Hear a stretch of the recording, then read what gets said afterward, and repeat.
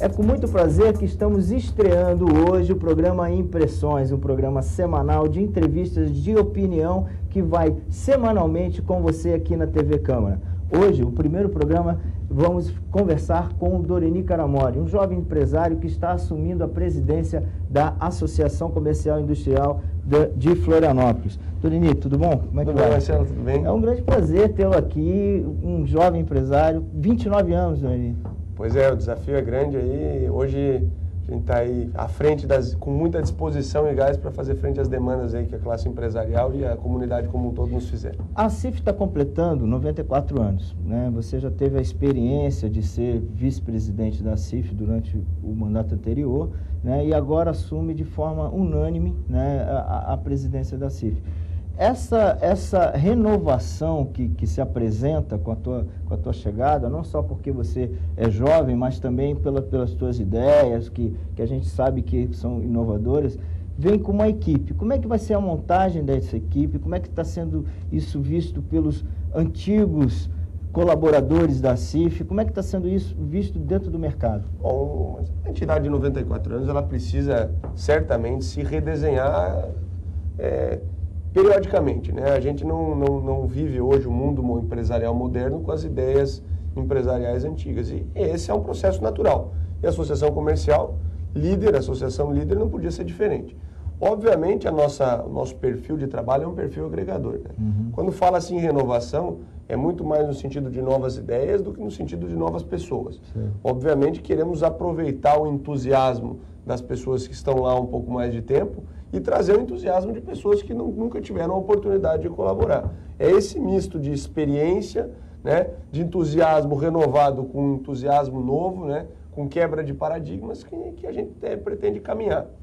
Isso criou um ambiente muito favorável na associação, a gente conseguiu montar um grupo bastante eclético, né, e esse grupo é eclético em todos os sentidos, tamanho de empresa, setor das empresas e também a idade e o tempo de casa das pessoas. E isso está sendo muito positivo e a expectativa é muito boa nesse sentido. Qual é a principal renovação que vai haver nesse sentido? Quer dizer, você vai criar pontos novos de ação? Quer dizer, porque hoje a CIF está bem regionalizada, quer dizer, está atingindo toda a Grande Florianópolis, né? E como é que vai ser essa atuação nos bairros, dentro da regionalidade da CIF? Então, a associação, uma das grandes linhas do nosso trabalho agora para os próximos 2 anos é aproximar a associação dos empresários. A associação cresceu muito, né? Nós estamos com mais de 1.850 associados, nós iniciamos o ano passado com menos de 1.500, então foi um crescimento muito rápido. E o nosso papel vai ser levar a associação para próximo do associado e da comunidade. O que é necessário para se associar na CIF? O associado da CIF é um empresário, em linhas gerais, né, de qualquer setor, representativo do seu segmento, mas pequenos, médios, grandes. Tem empresários com faturamento de R$5.000 por mês, há empresários com faturamento de milhões por mês. A associação ela é bem eclética nesse sentido. E como estávamos falando das regionais, hoje a associação está em 5 bairros, em 5 regionais.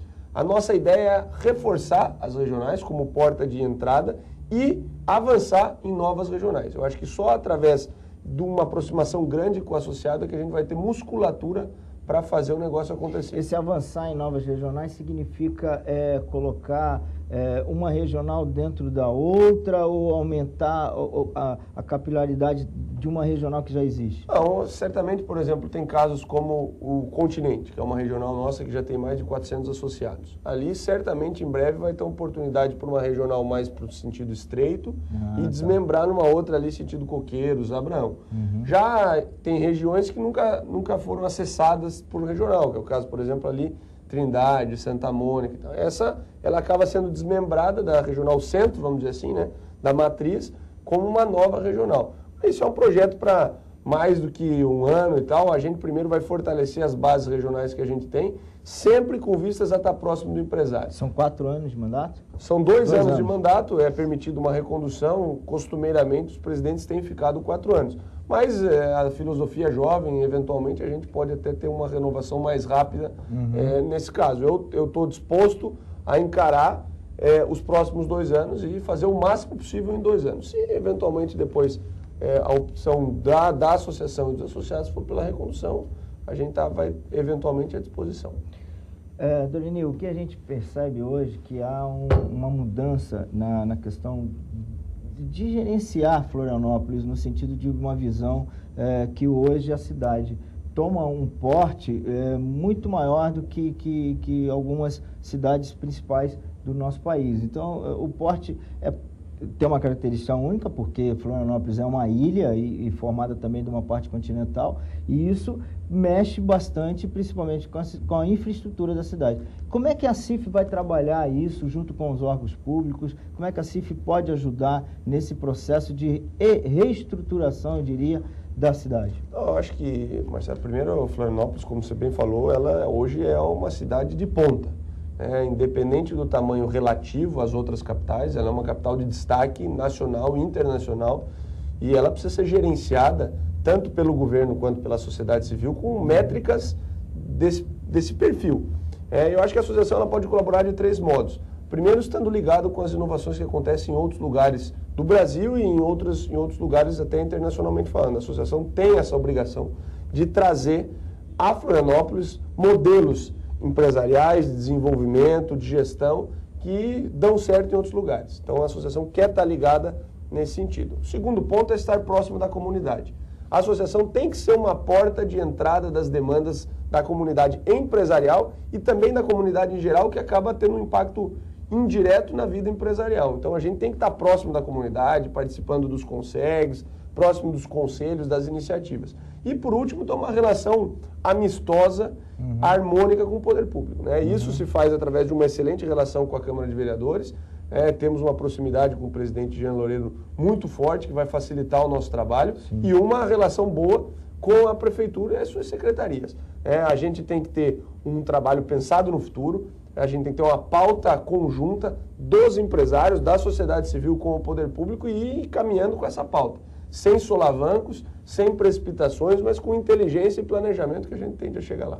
Agora, não é fácil esse entendimento por causa até das próprias prioridades que o poder público apresenta como prioridades da sua administração. Às vezes as prioridades do poder público não são as mesmas da CIF e dos empresários. Né? Como é que vai ser esse diálogo? Vocês vão marcar reuniões constantes com os secretários, com a participação do prefeito, com a participação da Câmara? Olha, Marcelo, eu acho que assim, a sociedade ela é um misto de interesses e a gente tem que saber conviver democraticamente nesse interesse. Isso significa ser pautado numa única coisa, que chama-se respeito.